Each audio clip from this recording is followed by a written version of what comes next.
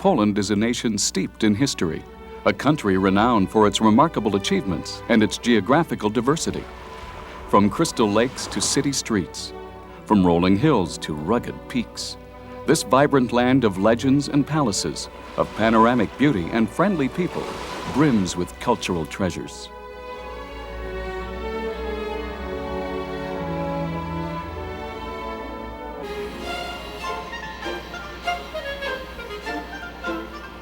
Okantia Airport's new terminal accommodates several million passengers a year and is only minutes away from downtown Warsaw. Warsaw has been the capital of Poland since 1596 and is a modern, lively city that hums with activity. The city offers visitors a variety of accommodations. We greatly enjoyed our stay at the Warsaw Marriott, a distinguished hotel which offers every imaginable amenity.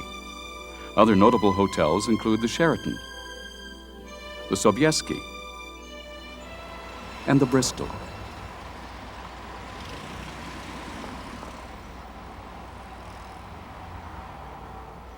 There is so much to see in Warsaw. Time moves at a different pace in the historical old town, which exudes a spirit of relaxation and ease.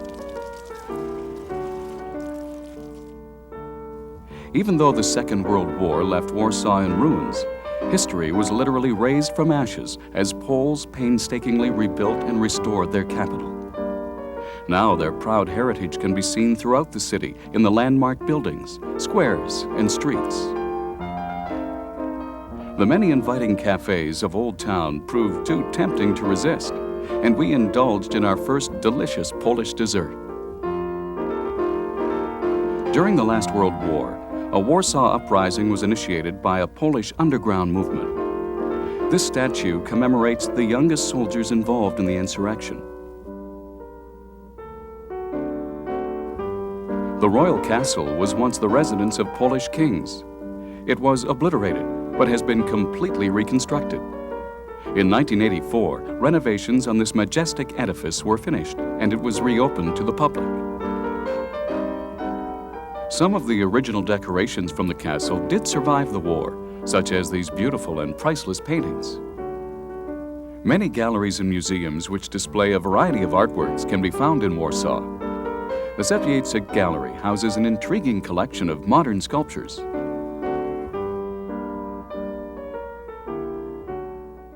Warsaw is a thriving center of business and a major international traffic junction. The new subway system is a particularly convenient way to get around. Modern Warsaw parades the height of fashion and offers plentiful shopping opportunities. The historic Royal Route leads into the picturesque greenery of Łazienki Park, which is surrounded by water and colorful, lush foliage. Every Sunday during summer, this park features absorbing concerts from Poland's most famous composer, Frédéric Chopin. The scenic setting of the park complements the stirring sounds of Chopin's music. Theaters and festivals also enrich this city.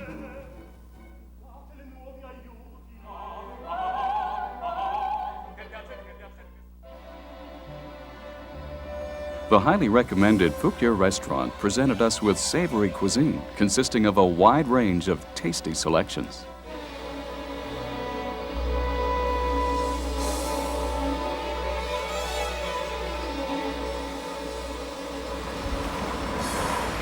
We decided to take one of the convenient trains from Warsaw's central station to Krakow, and were very impressed with it. We enjoyed the comfort and the friendly service aboard the train. Traveling in comfort also enabled us to appreciate the scenic surroundings, and we arrived in Krakow in less than 3 hours.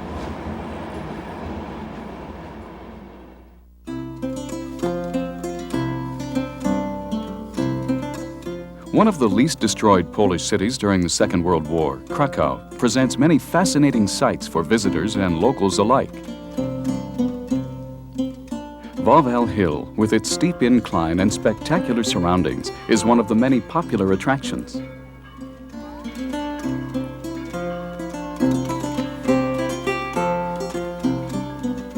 Atop the hill sits the enchanting Wawel Castle, a magnificent Gothic construction which for centuries was the seat of Polish kings. Ravaged by fire in the late 15th century, it was reconstructed in the next century, and today visitors can explore the impressive galleries and throne rooms of this splendid structure. We admired the priceless collections of armor, Flemish tapestries, and Oriental art. Of particular interest to us was the Envoy Hall with its coffered ceiling, decorated with wood-carved heads of Krakowian burghers.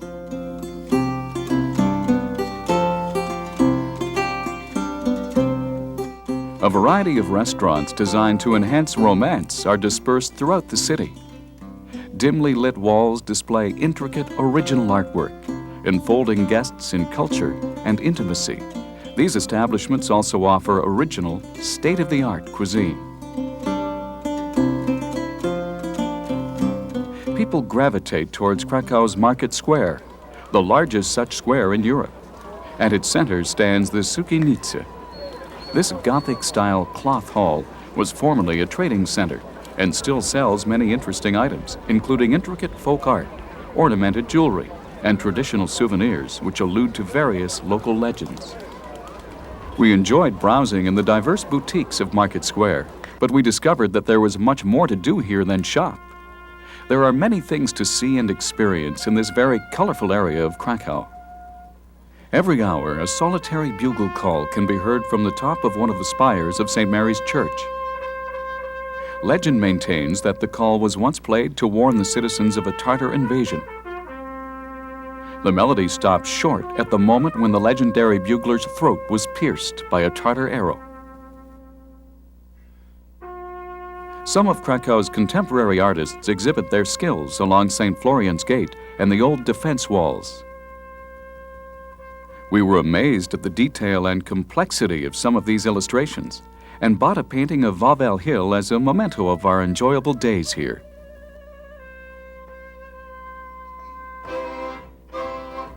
Just beyond Wawel Hill lies Kazimierz, formerly a Jewish suburb of Krakow. The restaurants here, while serving customary Jewish fare, are enlivened by musicians who perform traditional music with a rhythmic tempo.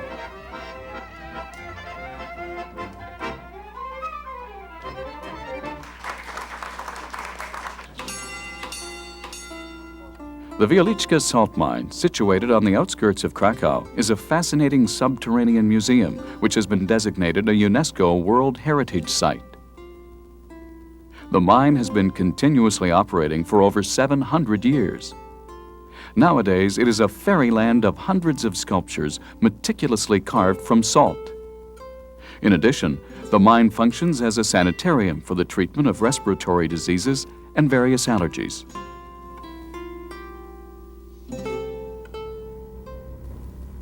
During the Second World War, millions of people, most of whom were Jewish, lost their lives in the Nazi concentration camps. Auschwitz, one of the largest of these camps, witnessed the extermination of millions of people. The former camp can now be visited as a museum, a memorial and a monument to its victims.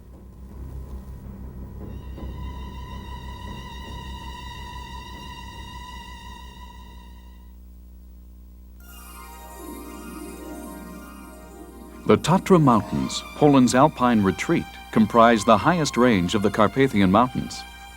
These towering peaks exhibit a majestic display of crags and pinnacles. Not only are the Tatras a spectacle of breathtaking beauty, this region also boasts a multitude of recreational facilities with an adventurous selection of hiking trails and ski slopes. Comfortable and affordable accommodations can be found in Zakopane, the city located at the foot of the Tatra Mountains. The bed and breakfast where we stayed provided us with a tranquil atmosphere.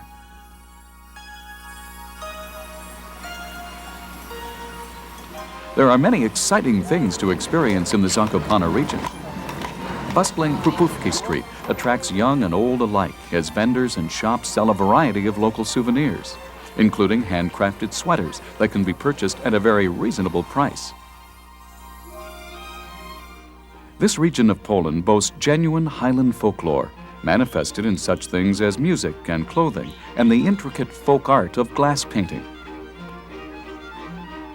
We especially enjoyed this traditional dance and found that the lively and animated rhythm reflected the exuberant and spirited character of the area.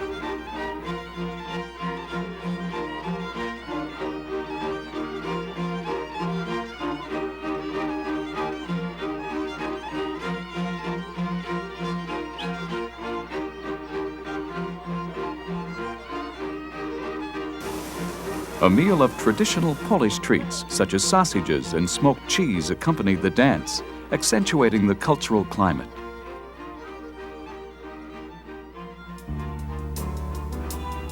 Poland yields a broad diversity of unique accommodations.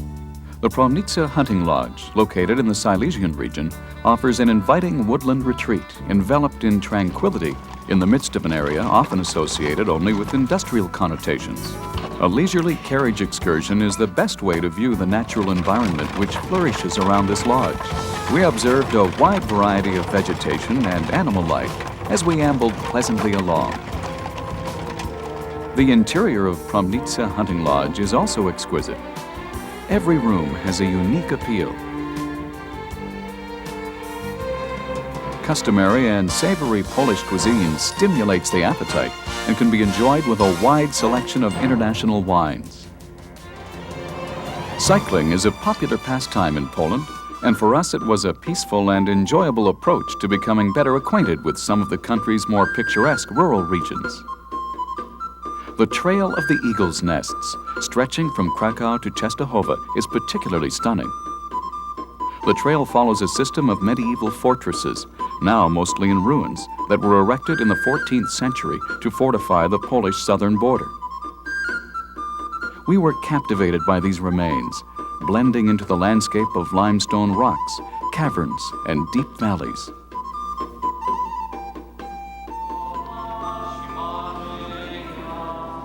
Częstochowa is Poland's spiritual capital. Every year, millions of Catholic pilgrims congregate there to attend the Pauline monastery of Jasna Góra and the unveiling of the Black Madonna icon, a painting that is believed to have miraculous powers.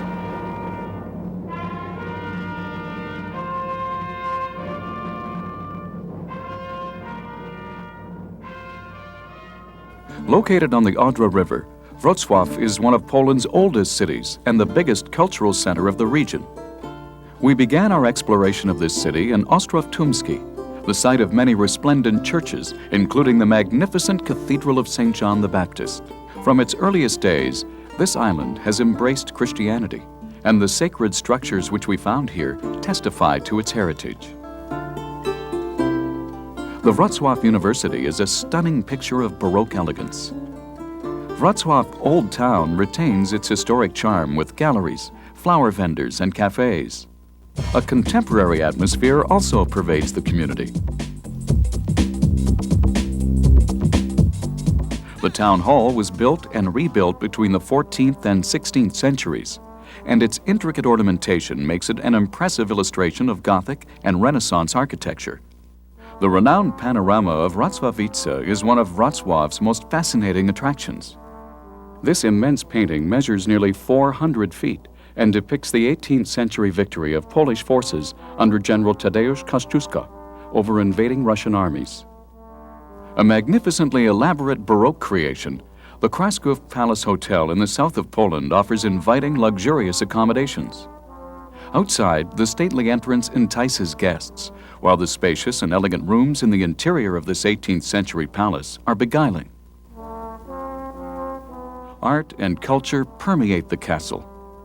The castle features a beautiful gallery of paintings, and acclaimed musicians are regularly invited to perform concerts here. The hotel exudes an imperial aura, and while staying there, we felt a bit like royalty ourselves. Malbork became the official capital for the Order of the Teutonic Knights in 1309, when the Grand Master moved his seat to this city from Venice. Composed of a multiple system of imposing defense walls, gates, and towers in the medieval tradition, Malbork Castle is one of their most impressive strongholds. We could not believe its size. Spanning over 80 acres, it is one of the largest such fortresses in the world.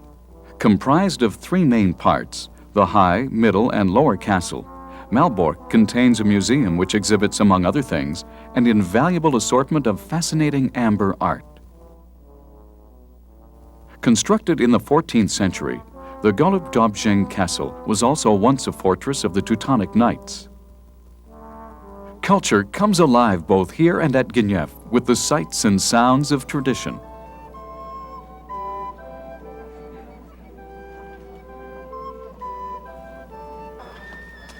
Medieval tournaments are reenacted at both these locations. We were enthralled with these competitions and felt as if we had traveled back in time.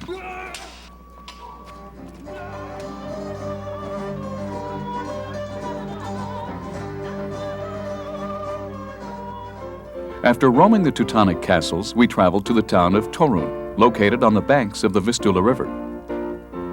Torun's primary significance lies in its relationship with the famous astronomer Nicholas Copernicus, who was born in this town in 1473, and who altered the course of science with his hypothesis that the Earth revolves around the Sun. A visit to Torun demands a visit to the house where Copernicus was born, now a museum dedicated to his life and work.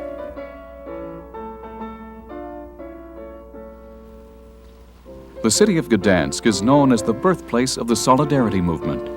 Situated where the Vistula meets the Baltic, Gdansk is characterized by its affiliation with the sea. We were constantly reminded of this fact as we explored the city, for sparkling water shimmered around us everywhere, with a variety of boats of all shapes and sizes dancing upon its surface. In medieval times, Gdansk was a prominent Hanseatic port on the Baltic coast. Today, it still operates as a busy trading center. The annual Dominican Fair, famous for the diversity of merchandise and excellent bargains, is held here every August and draws people looking to buy anything from antiques to amber.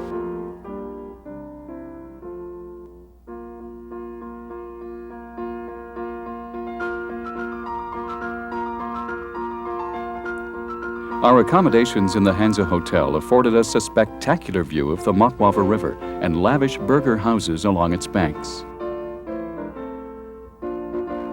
The interior of the City Hall is sumptuously decorated and attests to the affluence of former leaders. The statue of Neptune's fountain is a beautiful symbol of the city's association with the sea. Gdansk is part of a tri-city complex which includes Gdynia and the resort town of Sopot. This is an ideal vacation spot, offering many recreational activities. Fine accommodations, such as the ones offered by the Grand Hotel, can be found throughout Sopot, and dining here is a treat. The outdoor patio of the Villa Hestia permits people to savor both the flavorful food and the exciting, vibrant atmosphere all at once.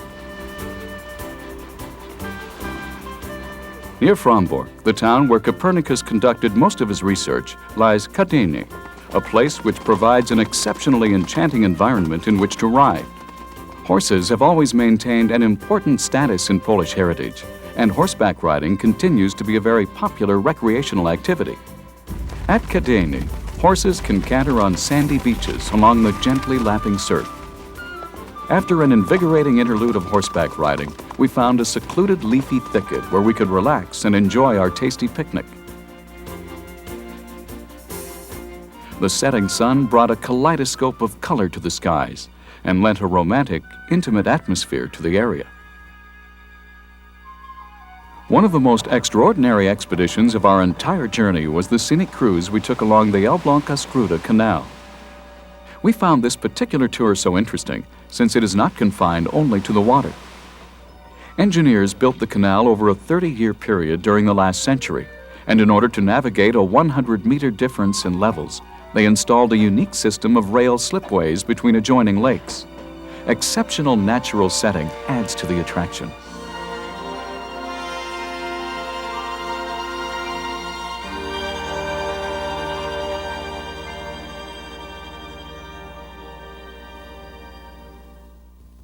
Spreading over the northeast part of Poland, the Masurian Lake District consists of more than 3,000 interconnecting lakes, including Poland's two largest lakes, Chernihiv and Mamry. There are many things to do in this region of Poland. We sailed over clear lakes, enjoyed a serene world of sun, water, and nature. Other popular water activities include surfing and canoeing. The Masurian Lake District is a peaceful, tranquil territory surrounded by flourishing vegetation and unique wildlife, inviting nature lovers from around the world. Also located in the northeast, the Białowieża Forest is the last remaining true primeval forest in Europe. Named a World Heritage Site, this beautiful national park embraces lush woodlands, green fields, and rambling rivers. It is the home of many varieties of unique wildlife, including the tarpan, a small wild Polish horse, and the majestic zubry, or European bison.